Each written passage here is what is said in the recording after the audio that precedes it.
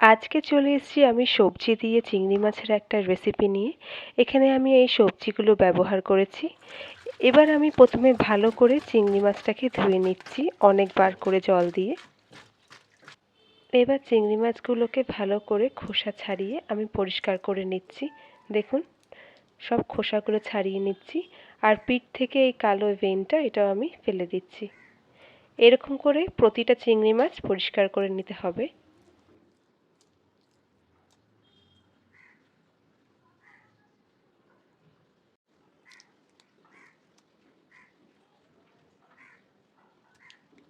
এখানে আমি সবকটা চিংড়ি মাছ ভালো করে পরিষ্কার করে নিয়েছি। আর সবজিগুলো কেটে নিয়েছি। সবজির মধ্যে নিয়ে নিয়েছি কাকরোল ডুমো ডুমো করে কাটা, শসা, কুমড়ো, কাঁচা পেঁপে আর আলু। আপনারা আপনাদের পছন্দ মতো সবজি ব্যবহার করতে পারেন। এবার আমি একটা কড়াইকে ভালো করে গরম করে তার মধ্যে সর্ষের তেল ঢেলে নিচ্ছি। আর চিংড়ি মাছটাকে ভালো করে নুন হলুদ দিয়ে আমি মাখিয়ে নিচ্ছি। এবার আমি চিংড়ি মাছগুলোকে ভেজে নেব। বেশি ভাজতে হবে না, অল্প একটু নেড়ে চেড়ে ভেজে নেব। এবার আমি ভাজা চিংড়ি মাছগুলোকে একটা বাটিতে তুলে সাইডে রেখে দেব। ওই তেলের মধ্যেই আমি এবার দিয়ে দেব একটা তেজপাতা আর পাঁচফোড়ন দিয়ে ভালো করে ভেজে নেব।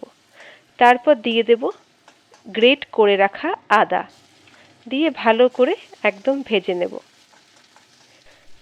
তারপর আমি দেব হলুদ গুঁড়ো, লঙ্কার গুঁড়ো, জিরে গুঁড়ো দিয়ে সব ভালো করে মিশিয়ে নেব। পরিমাণগুলো আমি সব ডেসক্রিপশনে দিয়ে দেবো, আপনারা দেখে নেবেন। এবার আমি কাটা সবজিগুলোকে সব অ্যাড করে দেব। দিয়ে সব কিছুকে ভালো করে মিশিয়ে নেব। আপনারা আপনাদের পছন্দ মতন সবজি ব্যবহার করতে পারেন।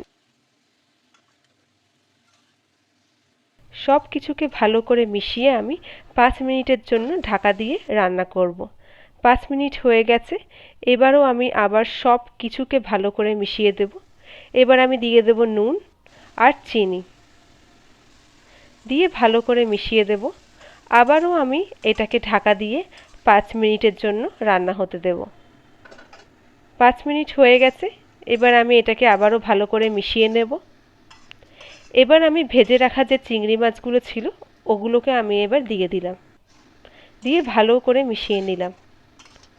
আর দিয়ে দিলাম 1 কাপ জল সব সবজি সেদ্ধ হবার জন্য। আবারও ঢাকা দিয়ে এবার 15-20 মিনিটের জন্য আমি এটাকে সেদ্ধ করব। দিয়ে ভালো করে আমি এটাকে মিশিয়ে নেব। দেখুন, আমি খুন্তির সাহায্যে দেখাচ্ছি প্রতিটা সবজি ভালো মতো সেদ্ধ হয়ে গেছে। এবার আমি উপর থেকে দিয়ে দেব ধনেপাতা কুচনো আর চেরা কাঁচা লঙ্কা দিয়ে ভালো করে সব কিছুকে আমি মিশিয়ে নিলাম। মিশিয়ে নিয়ে এবার আমি এটাকে গ্যাসটা অফ করে দেব। দিয়ে আমি এবার সার্ভ করে দেব।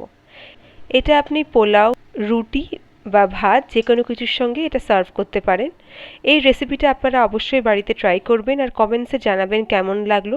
রেসিপিটা ভালো লাগলে ভিডিওটাকে লাইক করে দেবেন আর আমার চ্যানেলটাকে সাবস্ক্রাইব করে দেবেন। সবাই খুব ভালো থাকবেন, সুস্থ থাকবেন। আবার তাড়াতাড়ি দেখা হবে একটা নতুন রেসিপি নিয়ে।